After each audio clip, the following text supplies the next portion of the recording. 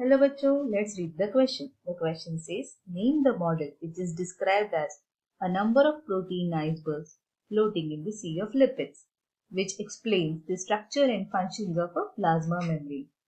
तो सबसे पहले इस क्वेश्चन को आंसर करने के लिए हम इस क्वेश्चन का की कॉन्सेप्ट लिख लेते हैं। तो इस क्वेश्चन का की कॉन्सेप्ट है प्लाज्मा मेम्ब्रेन, और प्लाज्मा मेम्ब्रेन का हमें ऐसा मॉडल बताना है जो प्लाज्मा मेम्ब्रेन को protein icebergs floating in the sea of lipids की तरह डिस्क्राइब करता है। तो ये model was described in the year 1972 by two scientists Nicholson and Singer। और इस मॉडल को क्या कहते हैं ना, इस मॉडल का नाम है lipid bilayer model. Lipid bilayer model.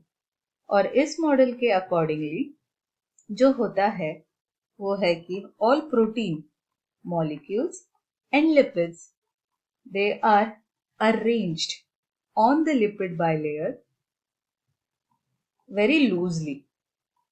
यानी ये जो प्रोटीन और लिपिड मॉलिक्यूल्स है वो एक मोजाइक फैशन में अरेंज होते हैं इस पे lipid bilayer. There is no rigidity for the plasma membrane.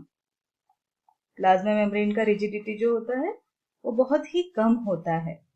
और इस मॉडल के अकॉर्डिंगली ये भी होता है कि protein molecules are floating, proteins are floating freely between the lipid bilayers, between the layers of lipids. तो इस क्वेश्चन का फाइनल आंसर क्या है?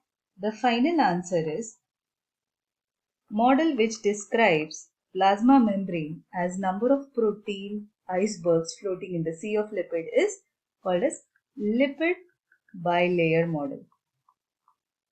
It was proposed by Nicholson and Singer in 1972. I hope you understood this well. All the best.